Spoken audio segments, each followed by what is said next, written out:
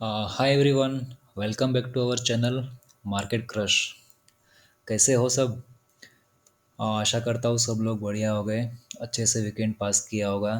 तो चलिए रेडी हो जाओ वापस एक नए वीक की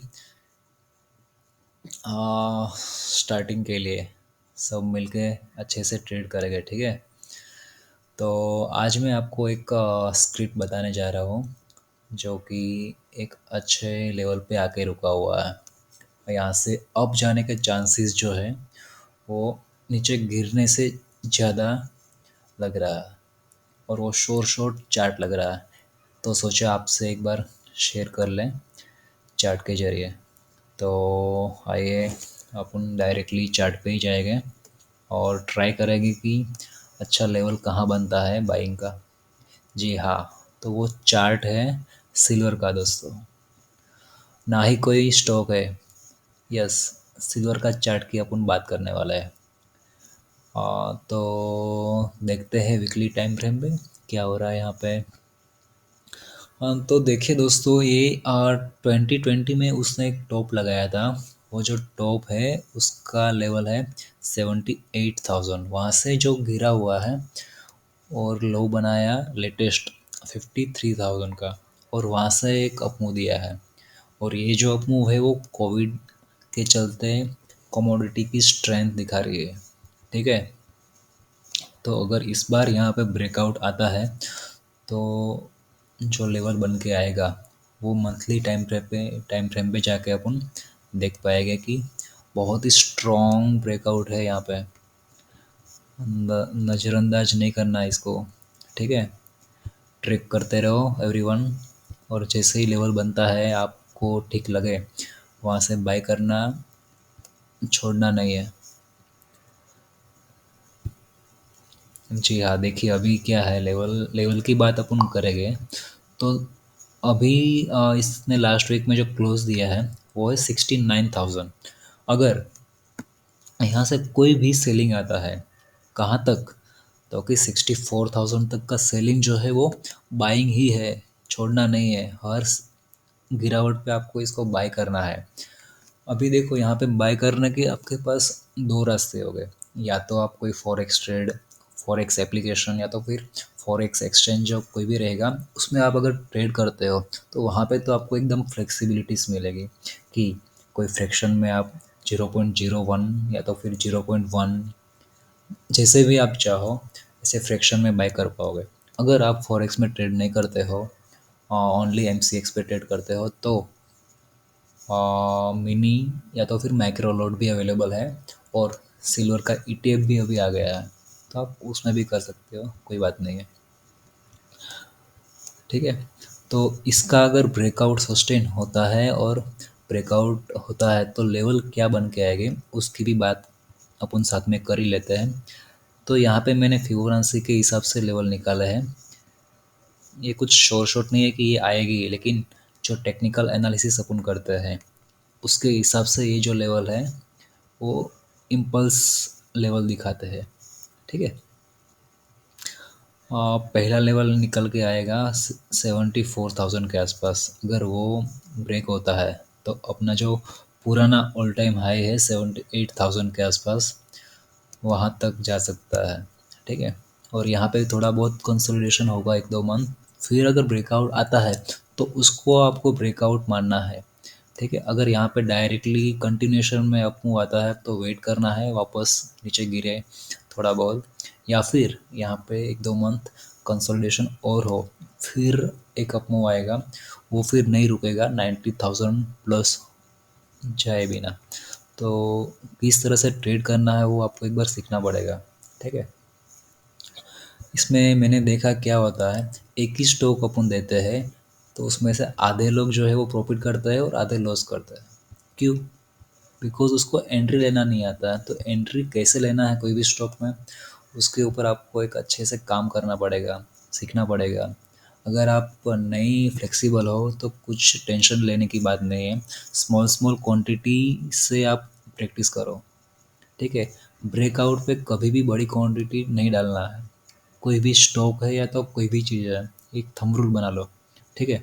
आप क्वांटिटी अच्छे से लेना भी है तो इस तरह का जो लेवल है जहाँ पे एक रिवर्सल आया हुआ है, तो वहाँ पे आप एक बड़ी क्वांटिटी ले सकते हो, वो भी छोटा सा स्टॉप लॉस लेके, ठीक है।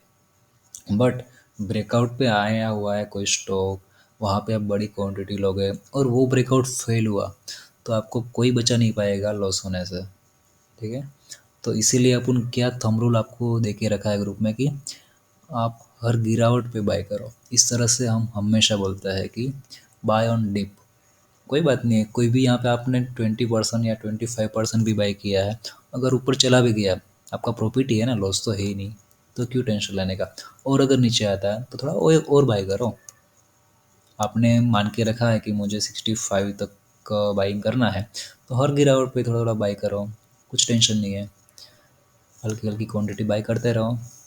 ये मैंने आपको सिल्वर का चार्ट दिखाया। सेम गोल्ड में भी आप रिपीट कर सकते हो यही एनालिसिस, बट उसका चार्ट जो है वो सही से दिख नहीं रहा। जो सिल्वर का क्लियर कट ब्रेकआउट दिख रहा, इतना क्लियर कट ब्रेकआउट गोल्ड में नहीं दिख रहा, उसमें ऑलरेडी हो चुका है, ठीक है। तो यहाँ पे आपको वेट करना है कि हल्का सा नीचे आए यहाँ पे 52 55 सॉरी 52 500 के आसपास। गोल्ड में भी मुझे लग रहा है कि 60,000 तो दिखाई देगा नेक्स्ट 1-2 मंथ में। Let's of. अगर सिल्वर और गोल्ड दोनों को चार्ट का एनालिसिस मैंने आपको करके दिखाया, दोनों कमोडिटी का चार्ट जो है वो बहुत ही बढ़िया लेवल पे दिख रहा है अभी तो मुझे। आपको कोई स्टॉक में अगर नहीं करना है तो ये गोल्ड सिल्वर में ट्रेड करके जो स्टॉक नीचे गया है उसको रिकवर कर सकते हो। या फिर स्टॉक में मैं एक और आइडिया देता हूँ। अभी देखो मिड कैप जो है, मिड कैप इंडेक्स का एनालिसिस अपन करें इन केस, तो वीकली चार्ट फ्रेम पे आप देखो, क्लियर कट आपको सपोर्ट दिखाई देगा कहाँ पे, तो पे ये जो लेवल है 29, सॉरी ये दूसरा चार्ट है। मैं सी एन एक्स निफ्टी की बात कर रहा हूँ, C N X mid cap, ठीक है। इसमें जो लेवल दिख रहा है आपको वो कहाँ तक नीचे गिर सकता है, और मिड कैप इंडेक्स अभी जो लास्ट वीक उसने क्लोज दिया है वो है 30,200, और यहाँ से एक नीचे अगर गिरता भी है नेक्स्ट वीक तो मैक्सिमम 29 मीन्स 29,000 पकड़ लो मोटा मोटी, 29,000 तक गिर सकता है। वहाँ से अप आएगा ही आएगा, और वो होगा 30,500 तक का।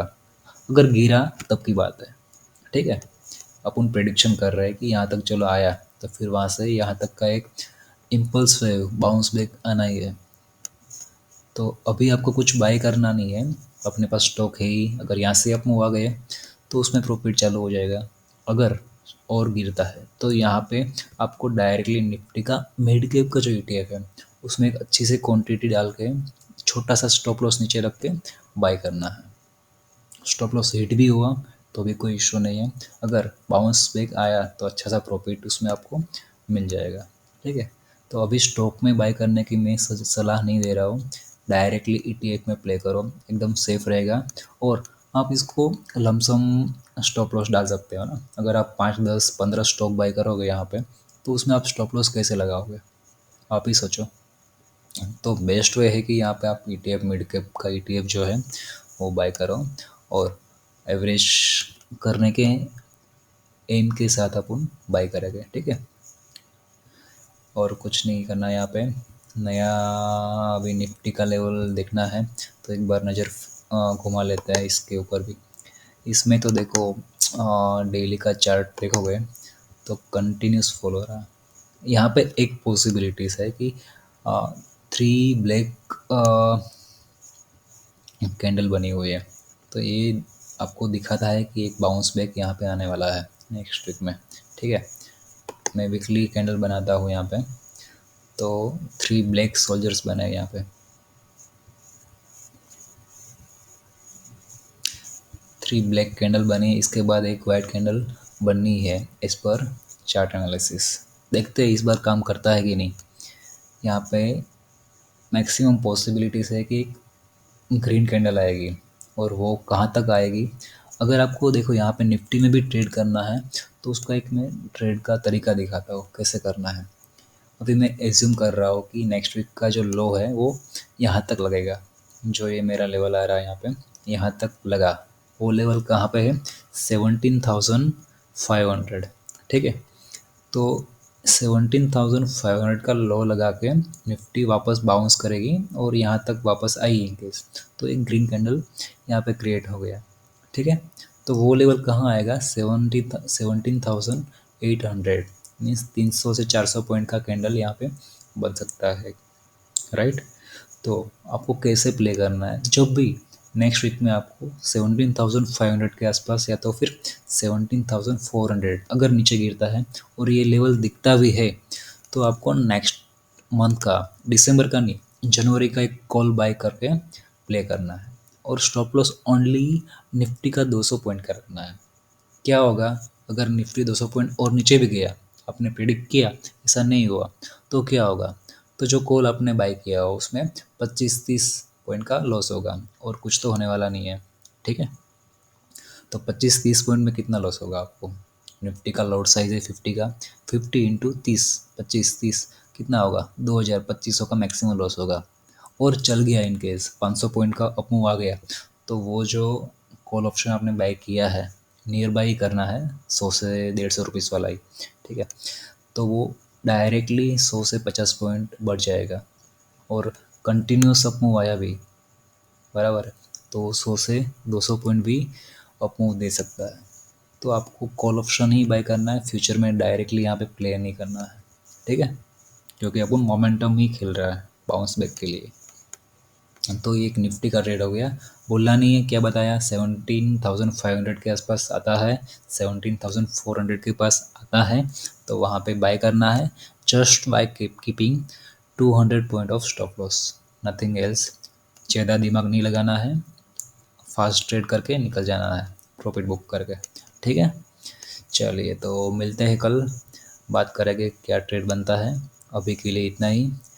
सब लोग को एक रिक्वेस्ट है कि ये चैनल का जो लिंक है, अपने फ्रेंड्स और फैमिली जो कोई भी अपने एरिया में सर्कल में ट्रेड करता हो या तो मार्केट से कनेक्टेड है, तो उसको शेयर करिए एटलीस्ट यार। अगर आप अच्छा रिस्पॉन्स दोगे तो मुझे भी कुछ मोटिवेशन मिलेगा। तो मैं ट्राई करूँगा कि नेक्स्ट वीक से कुछ क्वेश्चन आंसर सेशन लेके भी आओ वीकली, सो दैट आपका स्टॉक का कुछ भी क्वेरी है तो अपन सोल्व कर पाएंगे साथ में मिलके, लेवल देख पाएंगे अच्छे स्टॉक्स के। ठीक है। तो लाइव सेशन भी लाने की ट्राई करूँगा if I get a good response from you. ठीक है गाइस। चलो, तो मिलते हैं कल and happy trading for next week. Bye.